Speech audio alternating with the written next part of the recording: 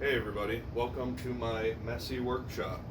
I don't have a filming studio or even a good backdrop, and this is where the magic happens anyway, so we may as well do this right here.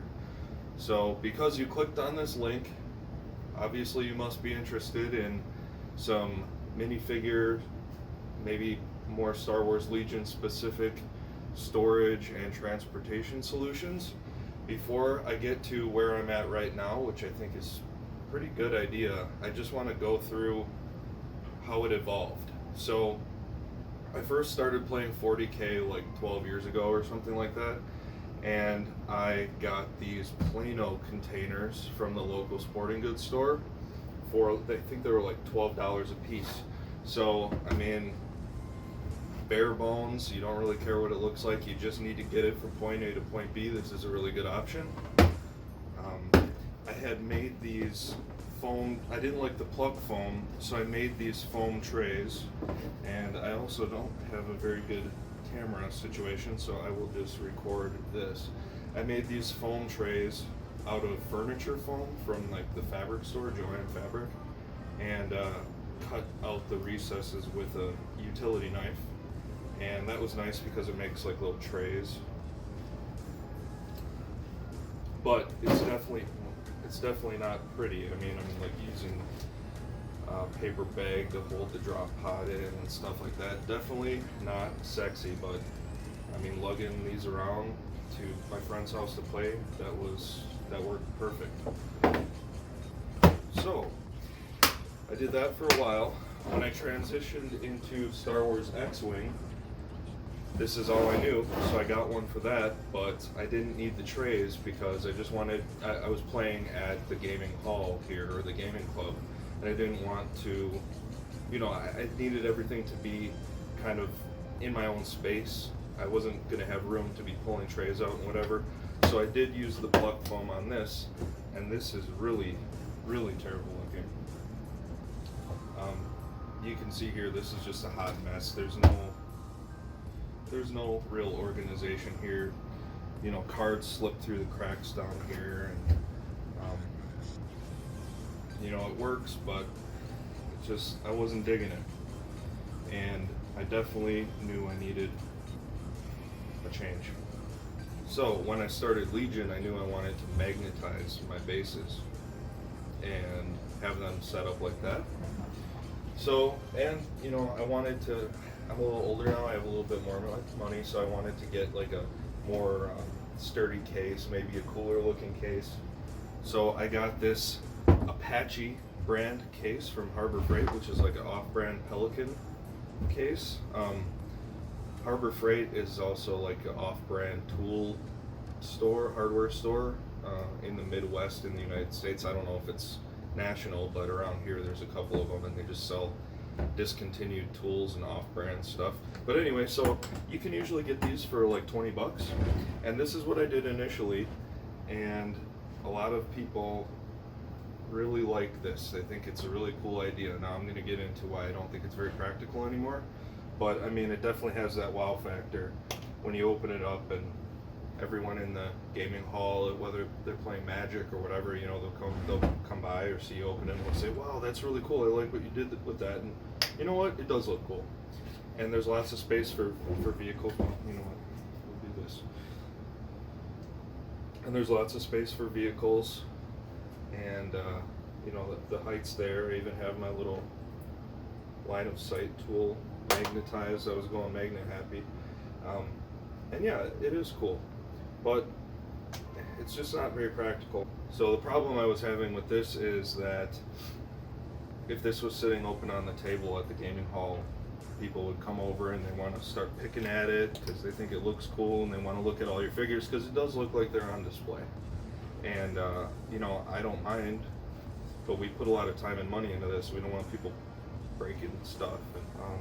And I certainly like to show them off, but it's kind of like going up to somebody with tattoos and lifting their shirt up because you want to see their tattoos. Like, yeah, they're kind of there for people to look at, but only on your terms. So the solution that I came up with to this, and this is cool, but it's not the most practical thing. And this is a heavy duty case. I mean, it's heavy, and the latches are, you know, it's kind of a chore to lug this thing around. And so obviously this is all my Rebel stuff. When I got into, well, I wanted an Imperial set so that if people wanted to play at my house, they could. So I started getting Imperial stuff, and I knew I didn't want to be lugging 2 or 3 of these ones around. So I went to Home Depot and I wanted a better option. So this is what I landed on. This is $11, a Husky tool case, and it's very lightweight. I mean, there's basically nothing to it, which is nice. Another thing is, and I just bought a new one because I'm going to show you how I install these, is that they lock together, so I can carry my Imperial and Rebel with one handle, which is going to be really nice. So, you know, with the clear lid, I'm not going to want to be mounting them to the top, right? So I just have them in the bottom, and that's fine. But the cool thing about this is, and I didn't really think about this at the time, but it has been working out for me. It's a good way to display your minis, and if people want to come up and look in there and they say, oh, that's so cool, hey, can I see that Shore Trooper? Then you have a little bit more control over, you know, pulling it out for them or opening it up and letting them look at it, instead of them just coming up and thinking like, oh, I'm just gonna pick this off, you know, like it's a grape off a vine or something. And that's been working out really well. So, like I said, I just got a new one, and they come with all these parts containers, and you just pull those all up. This thing costs $11, so basically I can get 2 of these for the price of one of those Apache cases, or you could get 6 of them for the price of a real Pelican case. So, I mean, these parts containers are super useful. I have some here with like all my bits and bobs, and I can show you how I store all my stuff if anybody's even interested. But they also have a pretty cool look to them. And one thing that I did, because now I'm gonna have like a million of these, I cut it and I put it on the side of one of the buildings that I'm making, which is right here. Because, you know, in Star Wars, buildings always have like weird stuff popping out of them. So I did that, and a lot of people have been asking, when they've been seeing the progress of this building, they've been asking what that was. I will put a link to the building series for this building. This is going to be an Imperial regional headquarters on like a contested or, you know, rebellious planet like Jeddah or whatever. So this is actually a dice tower. So you put the dice in there and they roll out here. It's going to be cool. So if you're interested in anything like that, definitely look into it. So the magnets that I use are these 3mm round magnets that I got off of Amazon. I will put I'll put a screenshot up, and I can also put a link in the description. They're very strong for being so tiny. The minis never fall off. I mean, they're on there. So, and then I also, for like vehicles and emplacement troopers, you can see here, I have these are the 3mm, these are 10mm magnets. Same brand type off of Amazon, you'll be able to find them. Just anything that's heavier, I use the stronger one, even though I'm pretty sure these ones would do the trick. Now I'm going to begin the very tedious task of transferring the Rebels into their new home. Now I will do a little preview of all my paint schemes. I'm not going to go into depth here. This is about storage, and I also want to talk about some tips I learned from gluing the magnets on and how to do it right. So I will show you the paint schemes. If anybody wants to see a more in-depth showcase of any of the squads, or maybe an instruction on how I did some of the techniques, unfortunately I didn't film painting any of them, but I would gladly, you know, explain or demonstrate the technique again. And you know, obviously I love talking about this stuff and I want to share this with you. That's why I created this channel. So I will gladly make a video showing off the different paint or basing or whatever. if that's requested. So first up, I just want to lay out, and I'm going to speed this up when I'm going through the tedious stuff, but first of all, I want to lay out in here how the squads are going to work. So I know from the Imperials we can do basically 6 minis in each of these little alcoves, and then I put the squad leader up on the embossment here. And then for Special Forces, they only have 6, so they just go in there. So I want to do my cores, Special Forces, and Jin, and Commandos. And then I'll have a bay for my commanders and my support. I just like to lay these out first so I can see how the spacing is going to work. Make sure that I don't start gluing stuff down without a plan.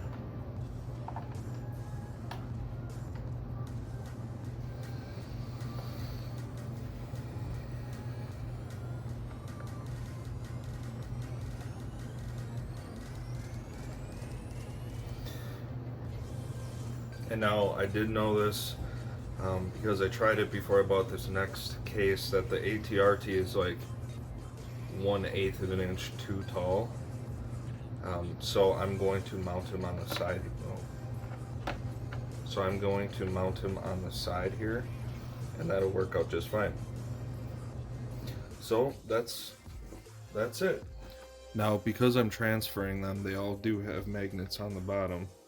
One thing I wish I would have known when I first started doing this is that, you know, I'm not a magnet scientist, but I'm pretty sure that the magnetism goes one way through it. So if you always pull from the top and keep them right side up, all the polarity will always be the same. Because otherwise you run into a situation where, you know, these guys attract, these guys don't, and so like this one won't stick to this guy's base magnet. You want to keep it all the same, you know, either this way or that way, at least for a squad, and then they'll always, you know, you can interchange which ones go where. So when I'm putting them back, it's like, oh crap, this one doesn't go there, I gotta figure out which one it sticks to. It would be nice to just be able to throw it anywhere I want, but because they already have magnets on them, I just throw a magnet on each. Literally, you can just throw it.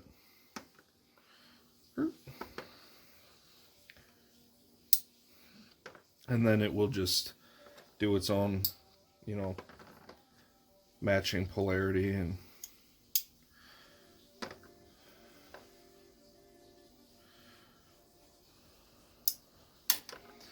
so I am going to do that real quick to all of them, and then I'm going to start gluing them down. Unfortunately, I lost all of the thrilling footage of me gluing all of these down to the case. You get the picture. Just a little dab of this Gorilla Glue, this is what I use, goes a long way. You can see here that I was having a very hard time getting it off of the old case that I do want to reuse for something else. So this is the good stuff. Now let's see what it looks like when it's done. So there you have it. I have my sunburned core Rebel Squad, a Rebel Squad with the like Rogue One Pathfinder paint or costume scheme. Then I've got the actual Pathfinders with their true to the movie costume scheme. I've got some Commandos in woodland camo, hiding in some tall grass. My Icebreaker Squad, I call them. Rebel Veteran, I wouldn't say Hoth, because it's a little different terrain with ice and stuff like that, but, you know, winter scheme there. Luke, my Rebel Specialists. Jin, the ATRT, walking on the wall. And then, of course, the brutal springtime Tauntauns. And if you would like to see a video on how to run these things with no mercy, I will put a badge right here, right now. So there you have it. That is a convenient way to store and transport all of your minis.